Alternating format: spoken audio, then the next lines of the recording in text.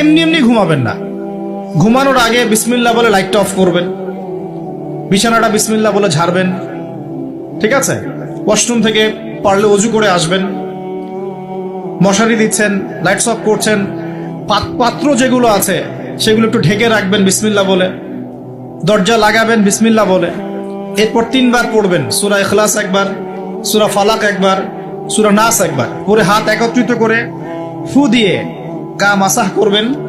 এই কাজটা 3 বার করবেন।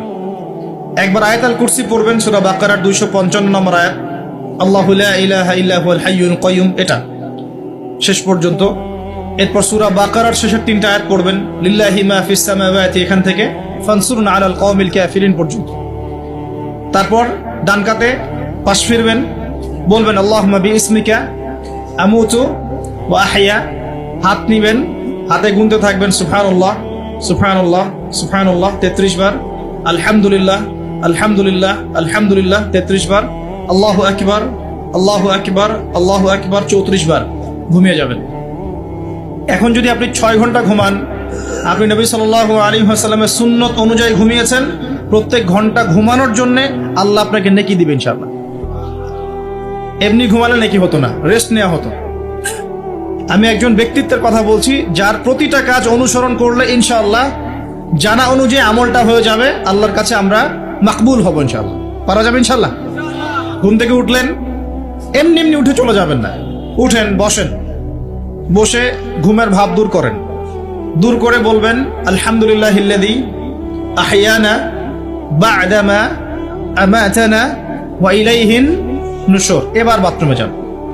বাথরুমে গিয়েই বাথরুমে ঢুকে গান গাওয়া শুরু করবেন না।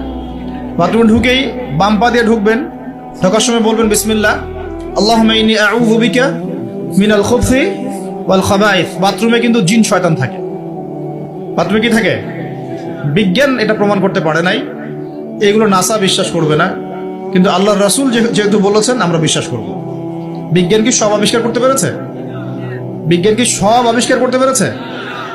বিজ্ঞানের আবিষ্কার কত পার্সেন্ট? এই মহাবিশ্বের 1%ও না। মহাবিশ্বের 1%ও না। আমাদের দেহের মধ্যেই যে রূহটা আছে, এই রূহটার কি কোনো ব্যাখ্যা করতে পারা গেছে?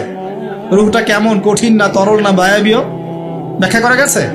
ইয়াসআলুনাকা আনির রূহ কুলির রূহু মিন আমরি রাব্বি ওয়া মা উতীতুম মিনাল ইলমি ইল্লা কলিলা। আল্লাহ পাক বলছেন, হে নবী, তারা তোমাকে রূহ সম্পর্কে জিজ্ঞাসা করে, আত্মা সম্পর্কে জিজ্ঞাসা করে, তুমি বলে দাও এটা তোমার রবের আদেশ মাত্র। রবের আদেশে এসেছে, আদেশেই চলে যাবে। আর এ বিষয়ে তোমাদেরকে বেশি জ্ঞান